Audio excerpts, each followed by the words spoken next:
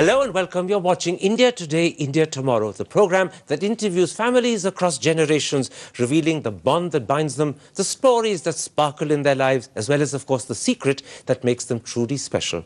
And my guests today are three of India's best-known musicians, the world's best sarod player, Amjad Ali Khan, and his two talented sons, Aman and Ayan Ali Bangash. Amjad Ali Khan, Ayan, Aman, welcome to this program. Thank you. Thank you. Amjad Ali Khan, you come from a unique and a remarkable musical family that's been associated with the sarod for several generations. How many generations has it been? Fortunately, they are the seventh generation, Aman and Ayan. And I'm very fortunate that I was born in the family of musicians. And that really helps you to understand better. If you are listening to music all the time, my father passing through, uncle passing through, elder brothers. So they were all like my gurus. So it really ideal situation for any young person to have music around him, and it helps you to... Now, the family, I gather, came to India in the 1700s. Yes. Where did it come from? Afghanistan. My forefathers came from Afghanistan.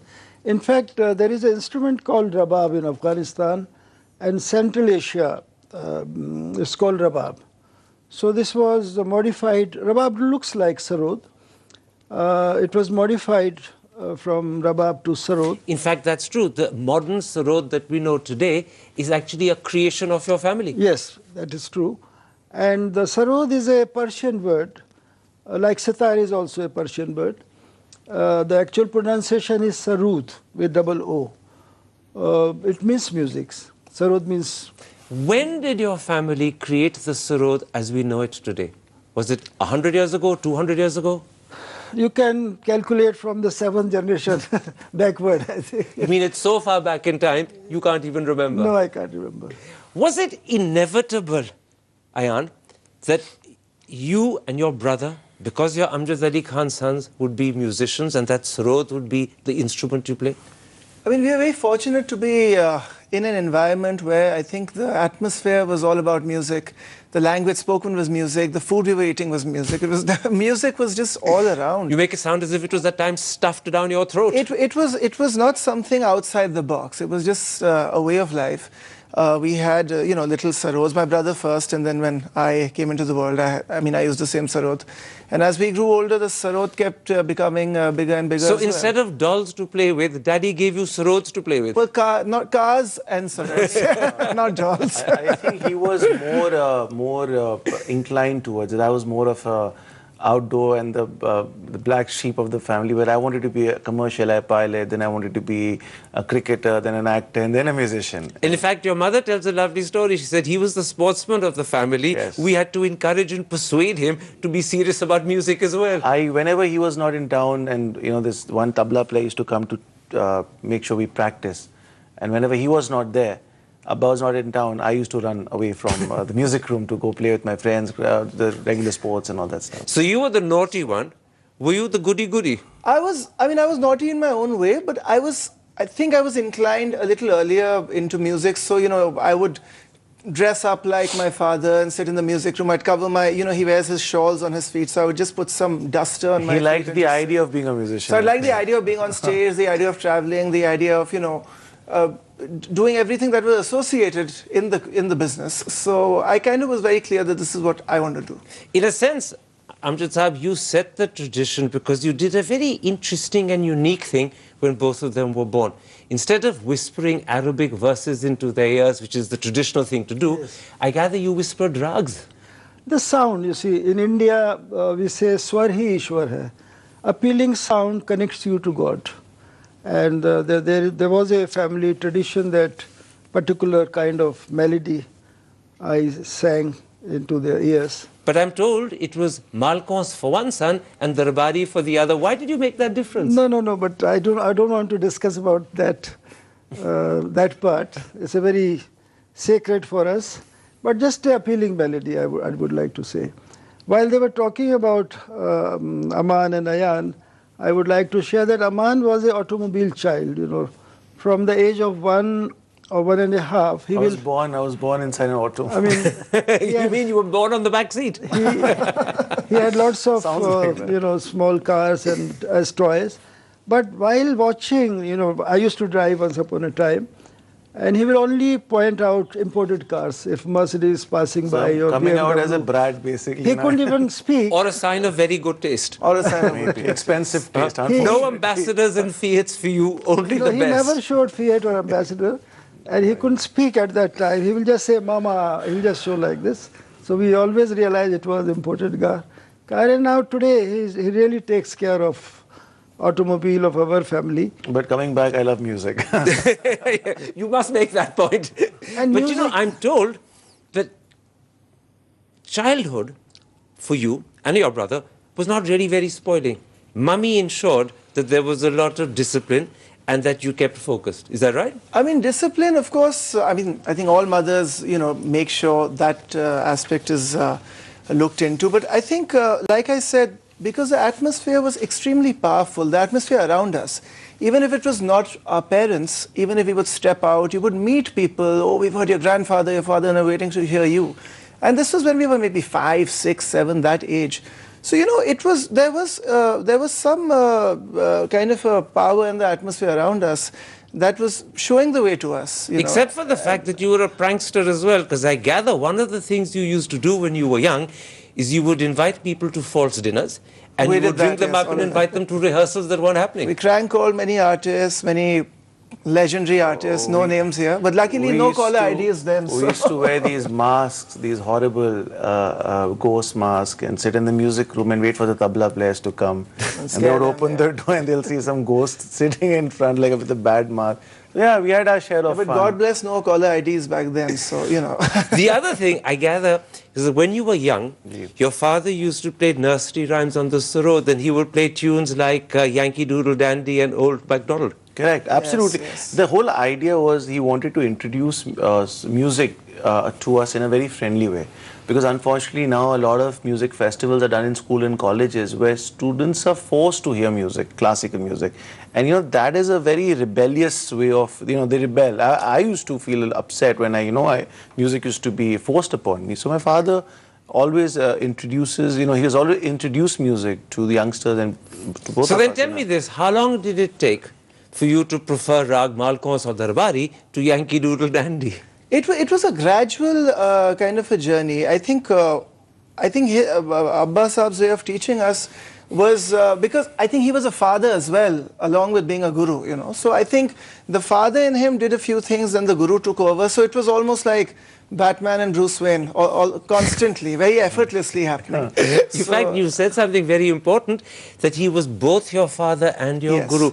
Was that confusing because there were two different relationships with the same person happening at the same time?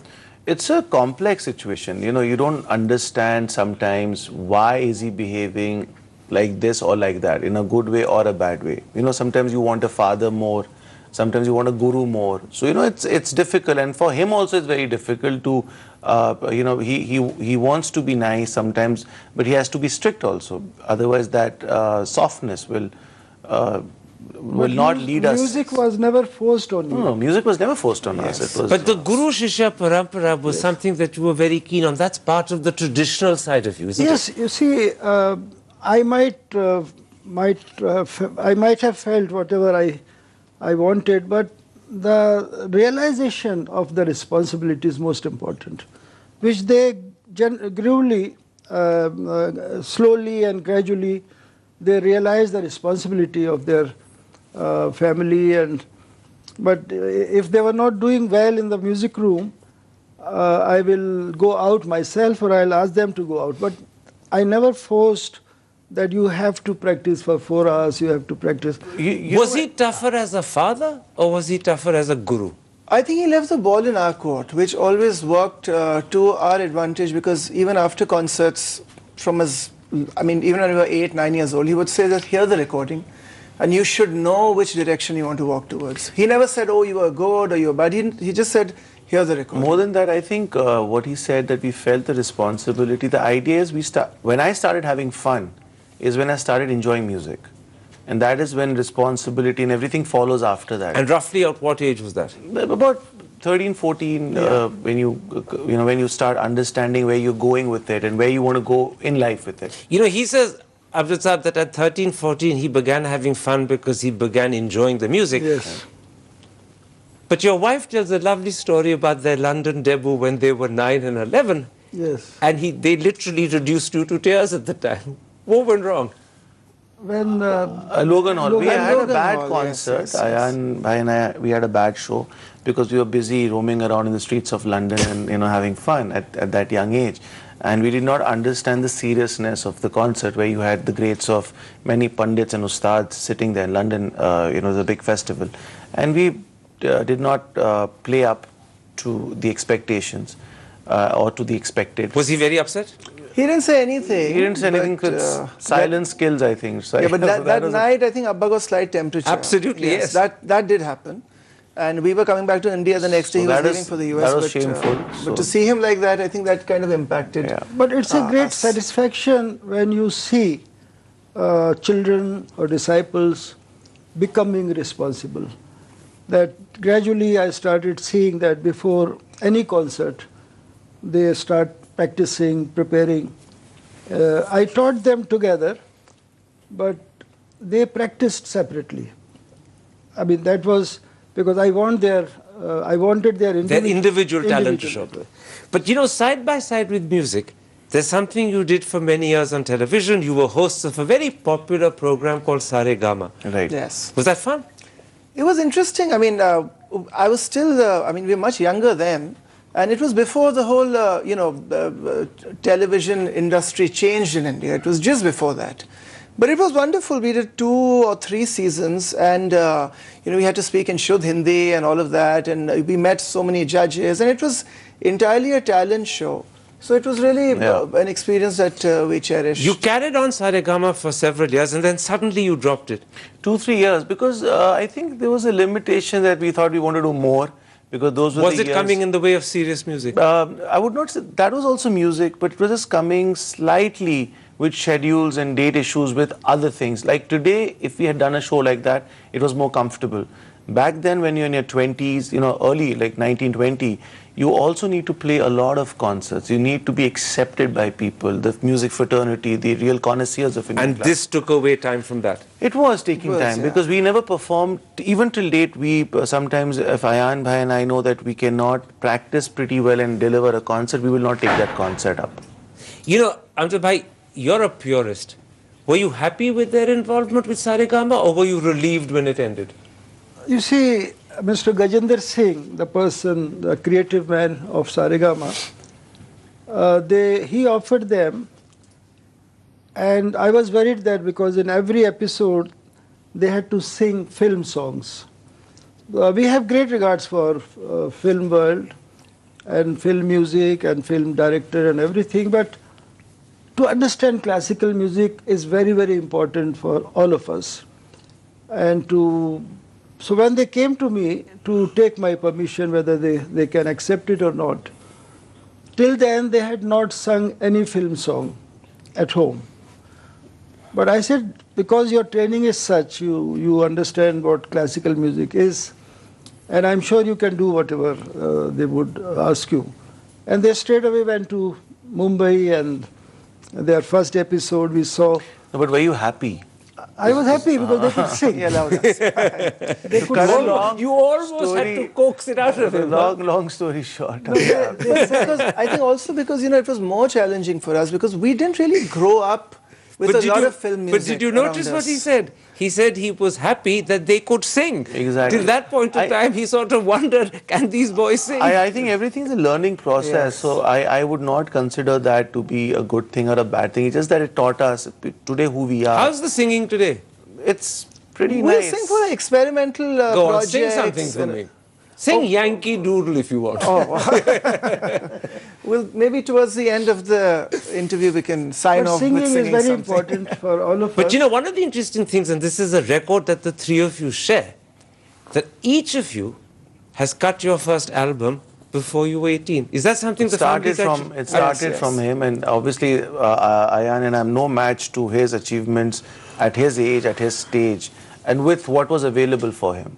we have done it is because of being Amjad Ali Khan Saab's son. For us, it was much easier as compared to what he was facing at that Is he point being of time. modest, unnecessarily I'm being honest. Amjad bhai? I'm being honest. You see, my album, as they remember, I was 18 years old, and It was an fortunately, EP. EP, Yes. extended play. Extended. So that small record.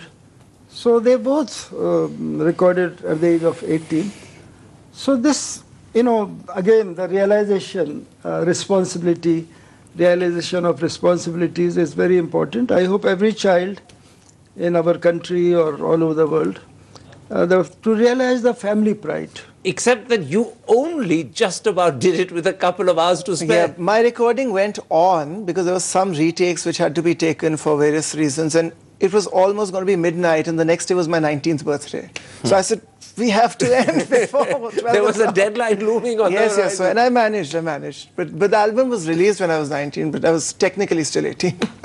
Let's take a break at that point. When I come back, I want to turn to music, and I want to talk to you about some of the incredible performances and concerts you've had together as well as individually. Sure. We'll be back in a moment's time for the second part of this unique interview. See you after the break.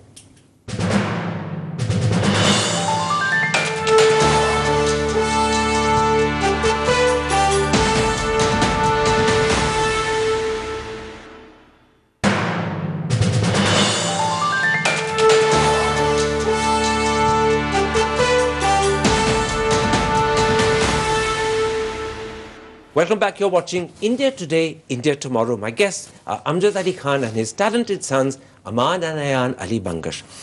Amjad Ali Khan, let's come to music.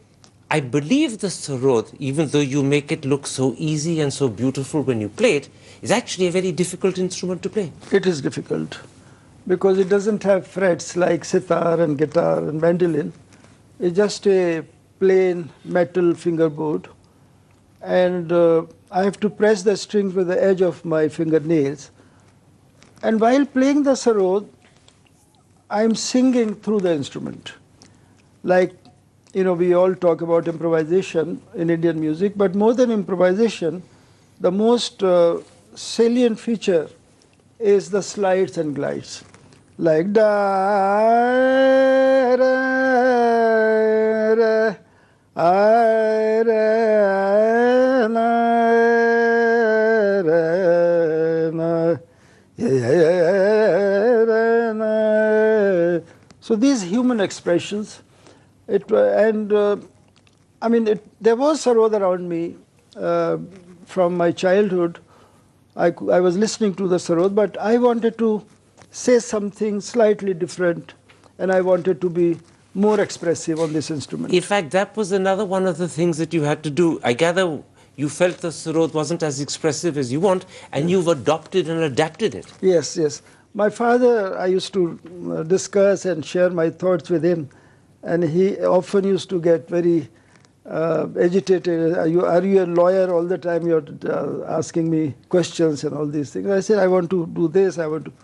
So he often said, sarod is a difficult instrument. You can't say everything on this instrument. So I struggled, I tried, and by the grace of God, sarod has become a little bit more expressive than before. But you've actually modeled the sarod specifically to make it more expressive. You've added touches to the sarod that weren't there earlier. Yes, one has to work hard for that, and the desire to do something different. You're making him blush.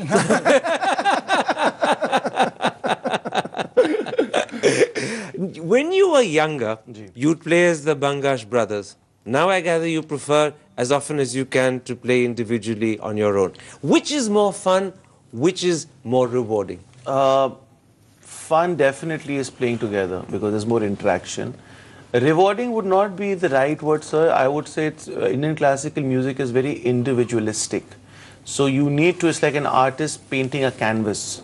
He needs to first understand what he's capable of, what he is, precision and everything. And then he can club it with two artists can make one canvas together. It's like that. It's so two you're different suggesting thoughts. that actually to be able to play well, you have to first know yourself. Absolutely, Very because much it's more challenging to play to, it's like two chefs creating one dish. So has chances, the I think- process of playing on your own actually revealed things about yourself to yourself? Absolutely. Very much. I think we both started off as soloists, and like my father said, even today, I mean, we've always practiced individually.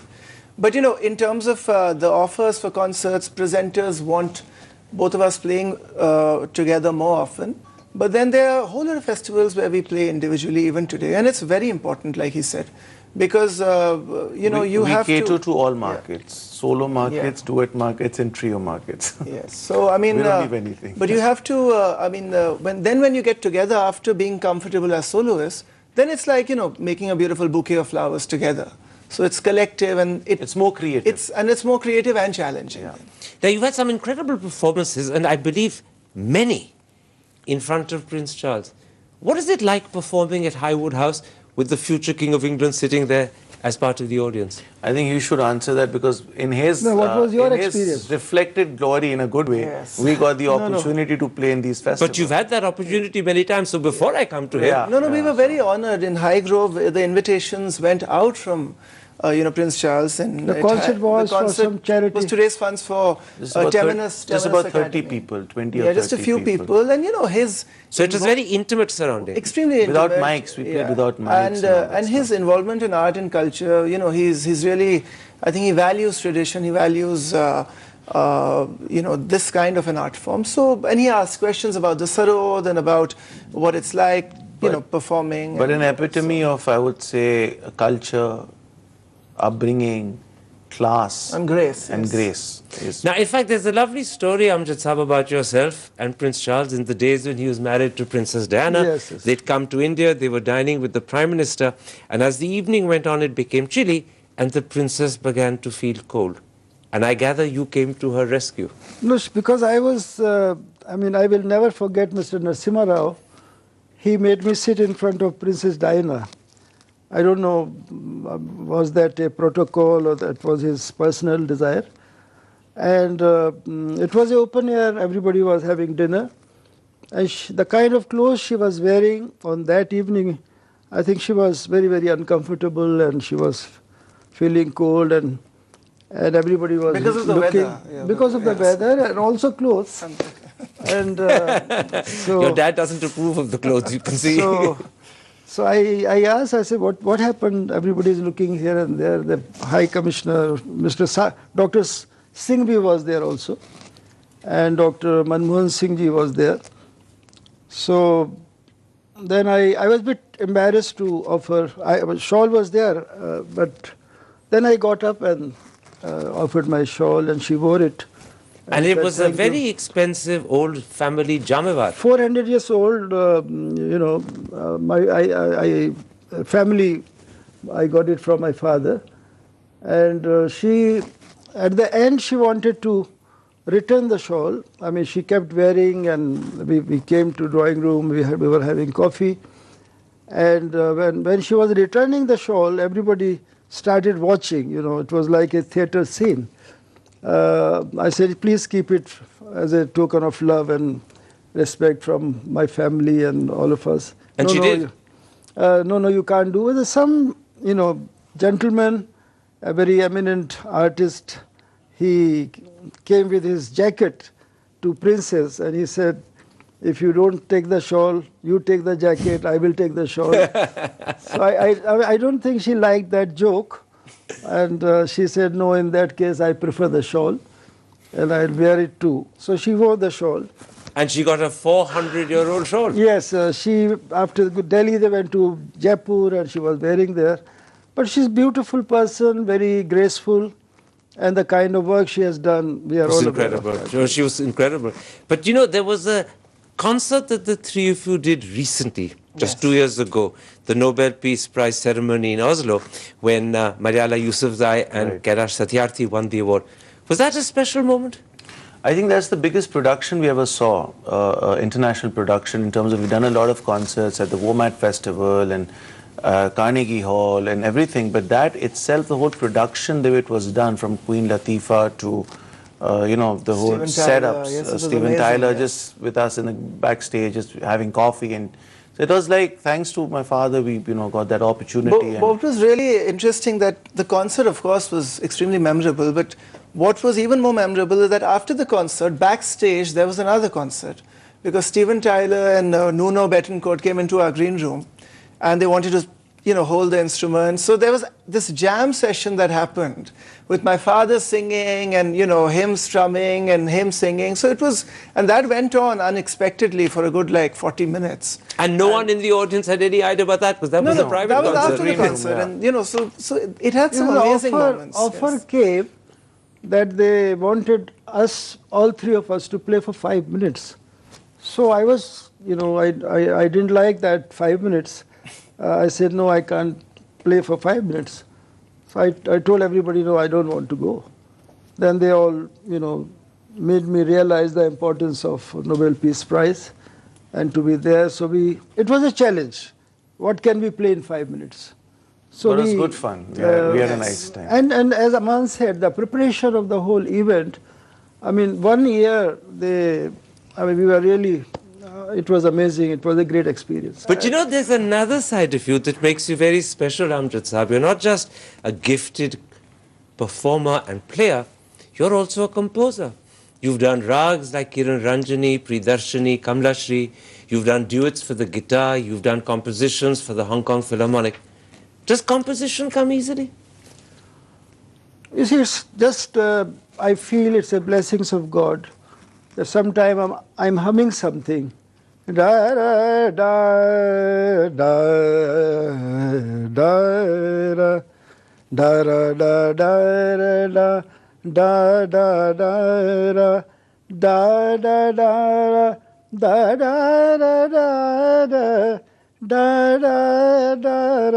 da da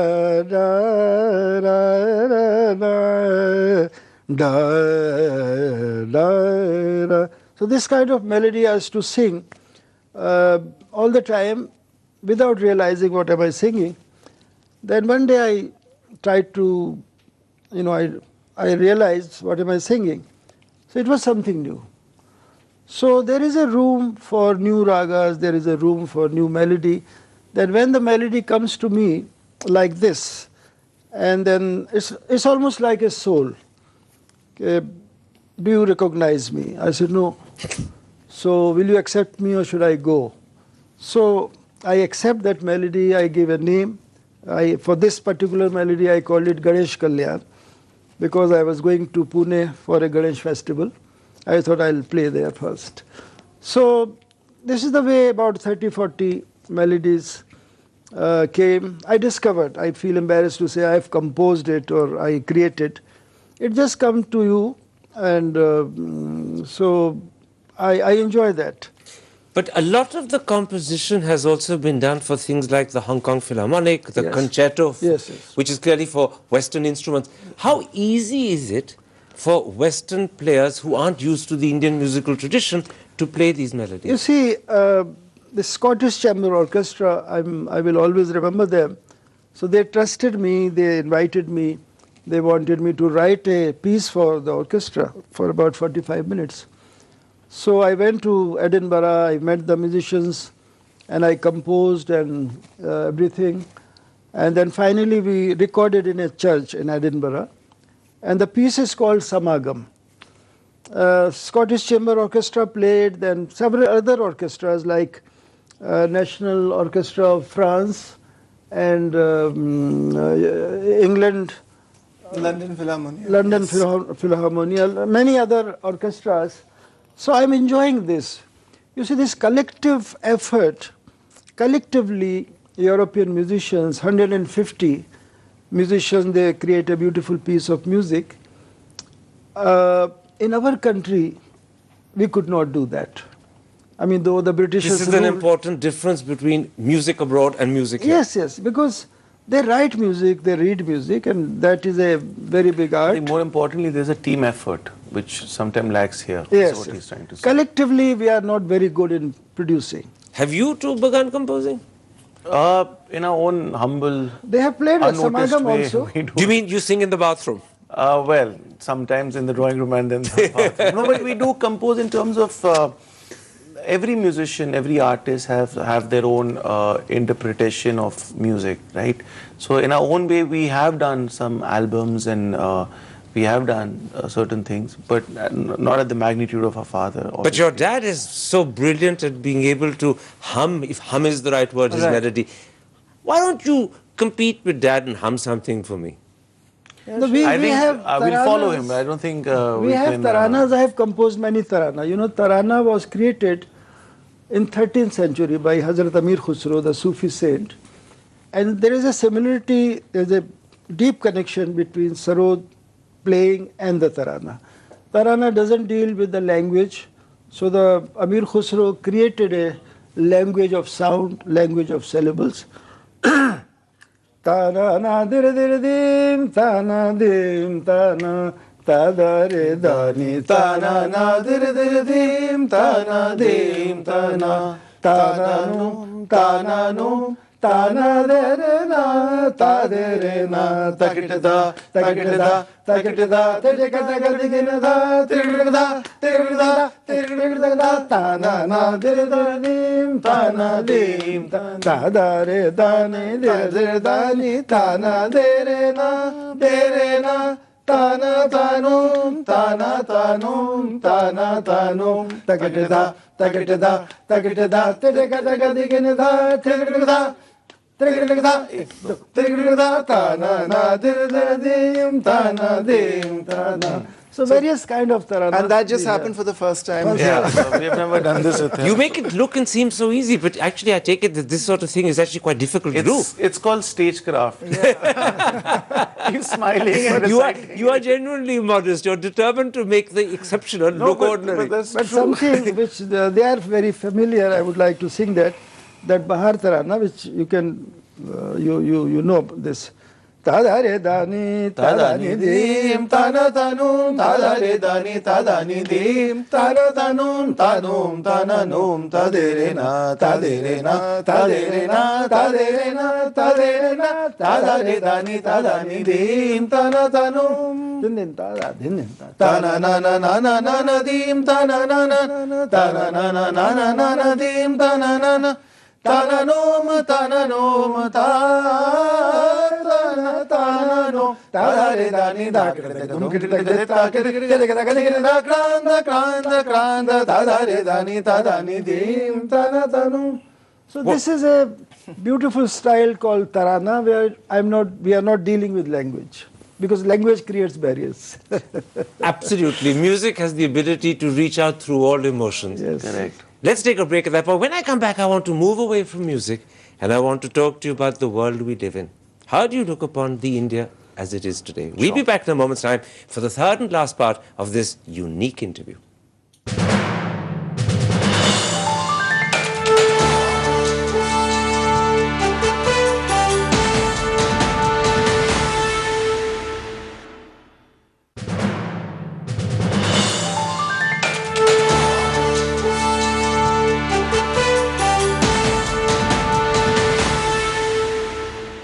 Welcome back. You're watching India Today, India Tomorrow. My guests are India's best-known sarod player Amjad Ali Khan and his talented sons Aman and Ayan Ali Bangash.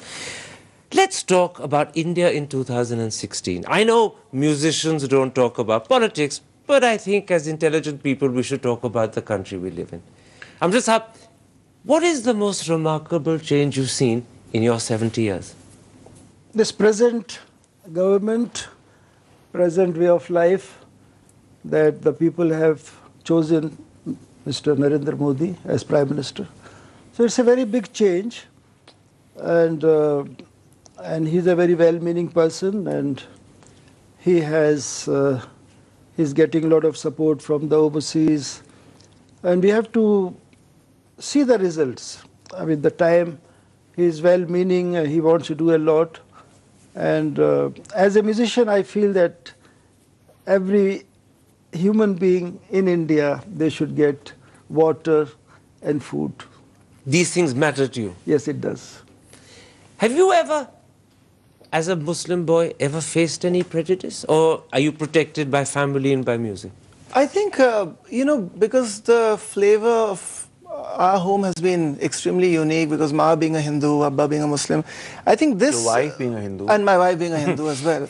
And, so this aspect was never a question. I mean, we grew up, like I said, it was all about doing things together. And I think that is the most unique flavor of India in any case. Even today, politics aside, I think we as Indians, we are so dependent on each other. And now we're celebrating the 70th year of India's independence very soon. I think that this power of togetherness will only grow more and more. And that will never come in the way of anything. But I also hope that, we flourish more and more as a country. We have, at this moment, a whole series of campaigns that have happened. Ghar Vapsi, Love Jihad, Beef Bans, Bharat Mata Ki Jai. Right. Even now in the papers, stories about exoduses from UP. Do these sort of things worry musicians, or do musicians cut themselves off from politics? I think musicians definitely cut themselves out of politics, but they can make very good politicians themselves. Jokes apart. Are you revealing a secret ambition? Well, Traits of the trade, yeah, so traits of the trade. they're good politicians. But anyway, we have faced those situations in our lives. But coming back to your question, so is that I've always believed there are two religions. Main two religions is good human being and a bad human being. You have radicals in every religion. This whole thing about tolerance and intolerance, blown out of proportion, according to me. India is a very loving country. Everybody cannot do without the other person. It's a circle. Everyone is connected to each other. And if you really talk about, you have the azans that happen in every colony. There are 6, 7 speakers, and they're pretty loud. No one has any problem with it. So India is a loving country. Like there's bhajan going on. No one has a problem with mandir bhajans. No one has a problem with azans coming 5 times, 6 times a day. No one's complaining. So that means that India itself is a country with love and affection. No one has ever done that. And my humble request as a young person, almost young person, is that to all the there's a younger brother teasing his elder one. I would not take names, but I have a lot of young politician friends that we all hang out with. We sit together. And I always mention this point that why is it that religion has to be attacked? Why can't you attack other things? Why? What's the answer they give you? No, it's politics. But talk about religion. Both of you have a unique religious culture. Your mother is Hindu, your father is Muslim. Was religion important in your upbringing, or was it just something there in the background? I feel very awkward even when I have to fill up a form. I mean, recently when my kids were going to join school, there is a point where you have to write religion, and I actually wanted to write Indian. Because because me being a musician, also or someone who's from the creative world, for us, you really can't, write these things down, because we are connecting with hearts, we are connecting with souls, we believe in the language of vibrations. So that's why I wish, we believe in the religion of love and vibrations and just good energy. We are more. I believe more in spiritualism than ritualism. Rituals make a religion. Being spiritual takes you to the supreme. I think, personally. And since our childhood, Amar Chitra Kathas were taught to us. From the Hanuman Chalisa to the Quran ayats to, every Gayatri mantra, everything was taught to us. Because my mother and father always believed, they gave us education. They told us, you see the goods and bads. Every religion has goods and bads. You pick up the goods. Don't see the bads. So it's as simple as that. Amjad Saab, does religion have a role in music? Is there a connection between religion and music, as there is in Western musical tradition? Is there a connection here? You see, our music, Indian classical music, is based on religion, spiritualism, and trust. As Ayan was saying, that he wanted to fill that form, saying that he's Indian. I mean, one should be free to say, what is your religion? I feel like writing musician. Because musician has a different way of life. Through music, I have realized God. Because in India is the only country everybody worship through music. All over the world. Any religion, they first sing or play to ask, look for God. Swar hi Ishwar hai. That is a saying. It is coming since thousands of years. Swar hi Ishwar hai. So the sound, appealing sound, connects you to God. It's called Naat Brahm. So in our family, we feel connected with every soul. We feel connected through music. we feel connected with every soul, every religion, every human being. But you know what this suggests? That understanding music is the most important part about appreciating it. Absolutely. Today, is classical music understood by young Indians? Not just young Indians, by people all over the world. They appreciate Or do musicians have to make allowances and make accommodation for people who may be there, but may Right. not fully understand? But I think so. It's a big blessing to connect with the audience. The popular and the non-popular are two sections. The populars are the one who have connected with the audience, and the ones who are not known have not connected. It's not that they're more superior or they are not superior. It's a connection, and that's God's greatest gift to anybody. You can connect with somebody. We need to understand that, classical music was an art form. It was a very intimate art form back in the day. And gradually, from the courts, it went out to, intimate gatherings, then to concert halls. And today, you're performing in, venues which are 3,000 seat halls, 6,000 seat, 15,000, 15,000. yeah. So, we need, and I think today youngsters have a lot of love and inquisitiveness They about Indian appreciate. classical music. They appreciate it. But you need to understand, it's not chicken tikka. It is sushi. You have to understand that. But would you make your playing easier for audiences, or would you say, no, they must appreciate the pure form I'm giving them, I'm not going to popularize it for them? What is So pure? our biggest duty, we have been taught and what I've gathered is when you're on stage, you are playing for an audience. It's your responsibility to make them happy. You are an entertainer. Correct, but I feel like a dancer when you say that, but like a belly dancer or something. But no, but the idea is they should come back for you. They should enjoy it. They should appreciate it. That's your duty. So you have a responsibility to Absolutely. find a way of making your music reach out to them. I'm not sitting there to teach them Indian classical music. I'm sitting there to make them enjoy Indian classical And as my music. father rightly says, there's no rule book that says how classical music should be presented.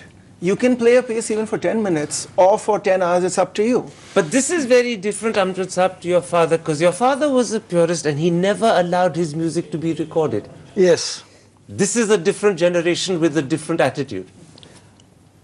He was committed and dedicated to the purity of music, but at the same time, some musicians, they improvise for a very, very long time.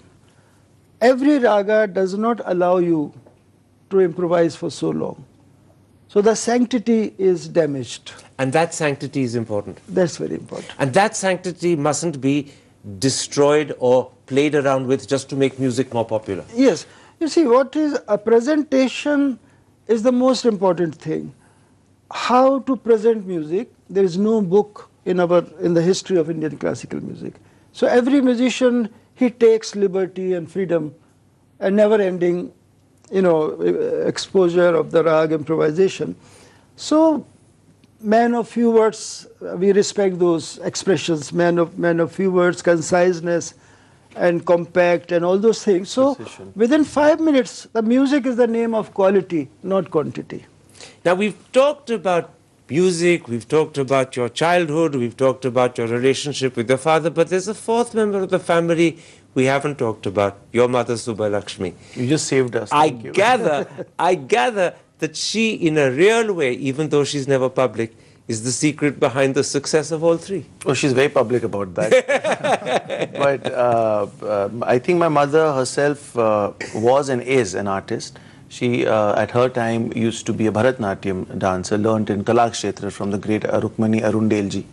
And that's when my father and they met each other, though she was charging more than my father as a performing artist.